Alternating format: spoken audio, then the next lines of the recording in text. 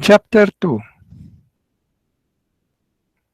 And so it came to pass that the heavily guarded caravan soon departed from Damascus, carrying certificates of ownership and gold for those who managed each of Afid's three emporiums, from Obed in Joppa to Reuel at Petra. Each of the 10 managers received word of Afid's retirement and gift in stunned silence. Eventually, after making its last stop at the Emporium in Antipatris, the caravan's mission was complete. The most powerful trade empire of its time was no more. His heart heavy with sadness, Erasmus sent word to his master that the warehouse was now empty and the emporiums no longer bore the proud banner of Hafid. The messenger returned with the request that Erasmus meet with his master by the fountain in the immediately. Hafid studied his friend's face and asked, "Is it done?" "Yes, it is done." "Grieve not, kind friend, and follow me." Only the sound of their sandals echoed in the giant chamber as Hafid led Erasmus toward the marble stairway at the rear. His steps momentarily slowed as he neared a solitary mourning vase on a tall stand of citrus wood, and he watched as the sunlight changed the glass from white to purple. His old face smiled. Then the two of friends began to climb the inner steps that led to a room inside the palace dome. Erasmus took notice that the underworld, always present at the foot of the steps, no longer was there. Finally, they reached a landing and paused since both were without breath from the exertion of the climb. Then they continued on to a second landing, and Afid removed a small key from his belt.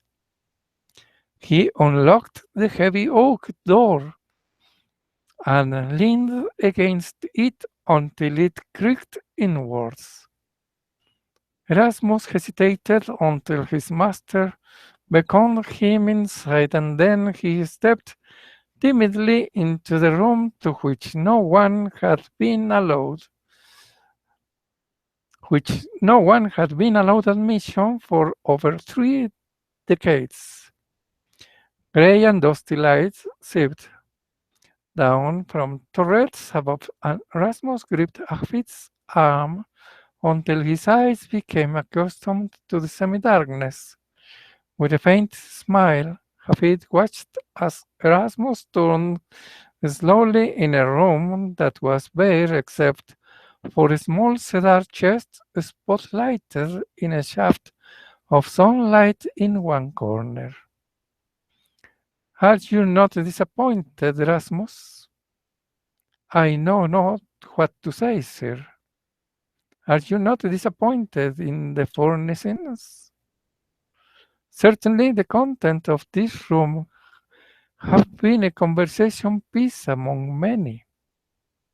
"Have you not wondered or concerned yourself with the mystery of what is contained here, which I have worded so zealously for so long?" Erasmus nodded. "It is true. There has been much talk and many rumors through the years as to what our master kept hidden here in the tower." "Yes, my friend, and most of them I have heard. It has been said that barrels of diamonds were here, and gold lingots, or wild animals, or rare birds. Once a Persian merchant hinted that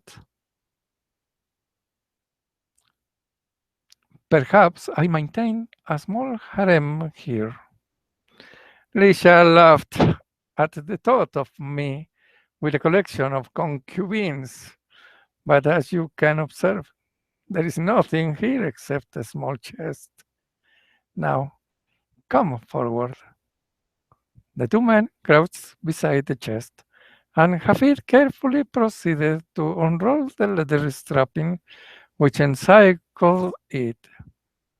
He inhaled deeply on the cedar fragrance from the wood, and finally he pushed against the cover, and it quietly sprung open. Erasmus leaned forward and stared over Hafid's shoulder at the trunk's contents. He looked at Hafid and shook his head in bewilderment. There was nothing inside the trunk but scrolls, leather scrolls. Hafid reached inside and gently removed one of the rolls. Momentarily, he clasped it to his breast and closed his eyes. A quiet calmness settled over his face, brushing away the lines of age. Then he rose to his feet and pointed toward the chest. Were this room filled to its beams with diamonds, its value could not surpass what your eyes behold in this simple wooden box. All the success, happiness, love, peace of mind, and wealth that I have enjoyed is directly traceable to what is contained in these few scrolls. My debt to them and to the wise one who entrusted them to my care can never be repaid. Frightened by the tone in his voice, Erasmus stepped back and asked, "Is this the secret to which you have referred? Is this chest connected in some way with the promise you have yet to keep?" The answer is yes to both of your questions. Erasmus passed his hand across his perspiring forehead and looked at Hafid with disbelief. What is written on these scrolls that places their value beyond that of diamonds? All but one of these scrolls contain a principle, a law, or a fundamental truth written in a unique style to help the reader understand its meaning. To become a master in the art of sales, one must learn and practice the secret of each scroll. When one masters these principles, one has the power to accumulate all the wealth he desires. Erasmus stared at the old scrolls with dismay. As wealthy even as you, far wealthier if he chooses. You have stated that all but one of these scrolls contains selling principles. What is contained on the last scroll? The last scroll, as you call it, is the first scroll which must be read, since each is numbered to be read in a special sequence, and the first scroll contains a secret which has been given to a mere handful of wise men throughout history. The first scroll, in truth, teaches the most effective way to learn what is written on the others. It seems to be a task that anyone can master. It is, indeed, a simple task provided one is willing to pay the price in time and concentration until each principle becomes a part of one's personality, until each principle becomes a habit in living. Erasmus reached into the chest and removed a scroll. Holding it gently between his fingers and his thumb, he shook it toward Hafid. Forgive me, master, but why is it that you have not shared these principles with others, especially those who have labored long in your employ? You have always shown such generosity in all other matters. How is it that all who have sold for you did not receive the opportunity to read these words of wisdom and thus become wealthy too? At the very least, all would have been better sellers of goods with such valuable knowledge. Why have you kept these principles to yourself for all these years? I had no choice.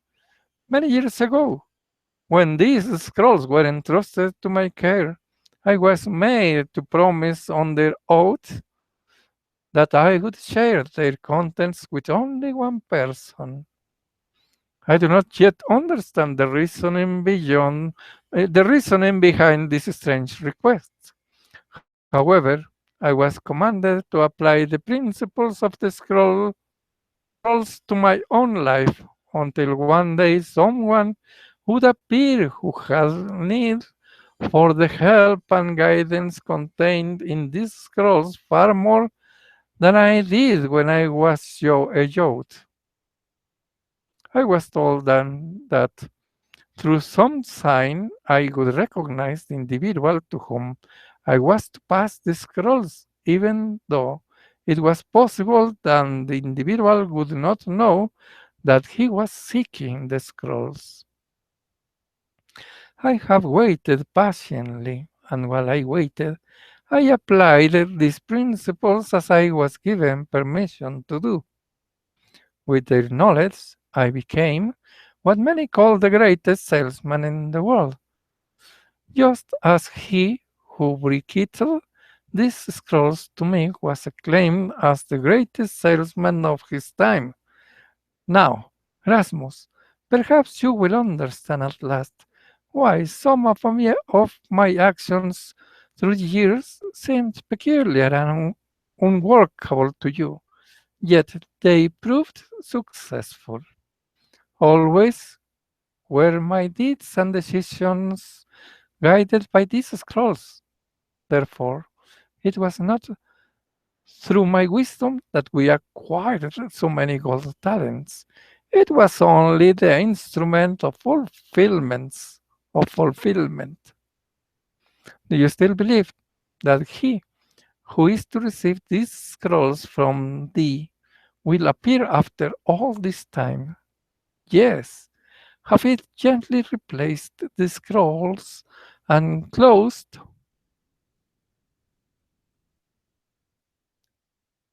the chest. He spoke softly from his knees. Will you stay with me until that day, Rasmus? The bookkeeper reached through soft light until their hands clasped. He nodded once and then withdrew from the room as if from an unspoken command from his master. Hafid replaced the letter strapping on the chest and then stood and walked to a small turret. He stepped through it out onto the scaffold that surrounded the great dome. A wind from the east blew into the old man's face, carrying with it the smell of the lakes and the desert beyond. He smiled as he stood high above the, the rooftops of Damascus, and his thoughts lived backwards through time.